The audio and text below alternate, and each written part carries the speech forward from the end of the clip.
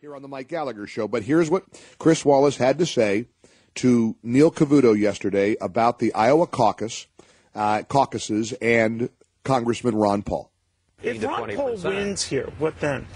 Well, the Ron Paul people are not going to like my saying this, but to a certain degree it will discredit the Iowa caucuses because, rightly or wrongly, I think most of the Republican establishment thinks he's not going to end up as the nominee, so therefore Iowa won't count and it will go on. It would certainly be a knock to Gingrich because, you know, right now he was the front runner, or a week ago he was the big front runner in this state, so it would be a missed opportunity for him.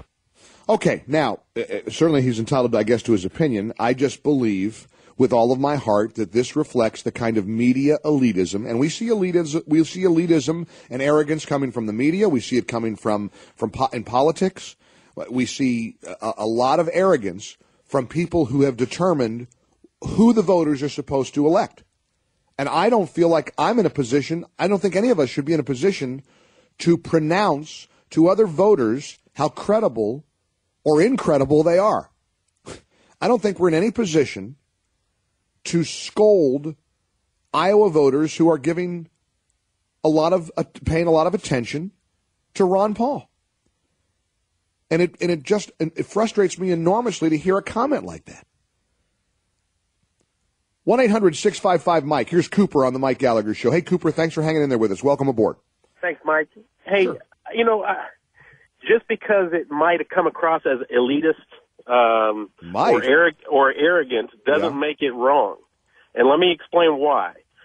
Now, if we had a candidate who took one of the legs of conservatism and cut it off, and let's just say it was fiscal conservatism, and we had a Republican candidate that wanted to increase taxes and expand government and campaigned on that, then you might be more apt to agree. Cooper, you're missing my point entirely.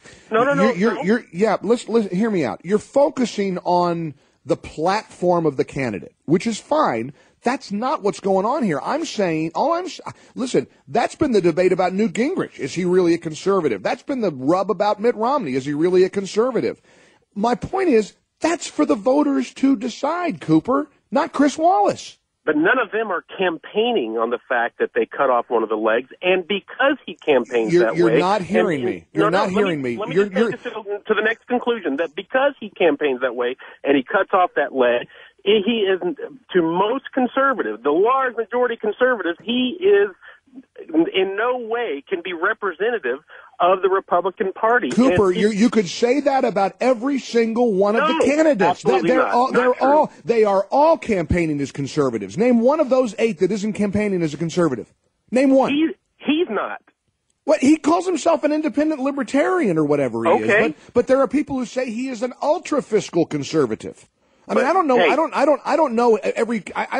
never memorized all of Ron Paul's campaign speeches. There are people who say he's uber conservative when it comes to his strict constitutional approach. Now, again, you have every right to interpret his campaign and say, that's not the guy for me. You're missing the entire point here. All I'm saying is, for a media guy to say the voters of Iowa are too stupid to know any better if they vote for Ron Paul and they're going to discredit their whole system by voting for him is, of course, arrogant. But that's not what he said. He said I think that's exactly what he's saying. He said to a certain degree, it would discredit. It does not discredit it. You know what it does? Absolutely does. It celebrates the process. Let me tell you what it does. It puts a thumb in the eye of people like you or Chris or anybody who thinks they can tell the voters who to vote for. All I'm saying is, Cooper, let the people decide. That's what the caucus is for. Certainly, absolutely, and we will let them all make their decision. Yeah, but there's nothing discredited. It is not representative of conservatism, which is what we're talking about. This is not a referendum on conservatism. No, we're not talking about that, Cooper. See, there's where you're erring again. This is not about conservatism. It's about a political process that's deciding who's going to be the Republican nominee for president. Listen, Cooper, consider this. If the most liberal guy in the world or woman that ran as a Republican got elected, that's up to the people.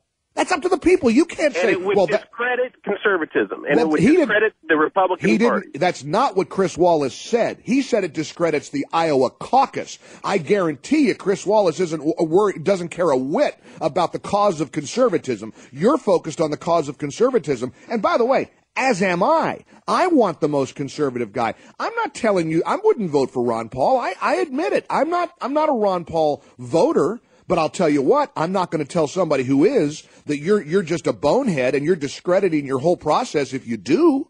You don't hear the elitism of that, Cooper? Well, and it may sound that way, and it may be that way, but it doesn't necessarily make it untrue. And I think it is true. I think it is very true. You know what? Ron Paul may very well win Iowa. I've said it to my friends, and I think it's very possible. Yep. And I do think to a certain degree it will discredit, even though they have the right to vote whoever they want to in. It will to a great degree because the majority discredit what, Cooper? You didn't finish the sentence.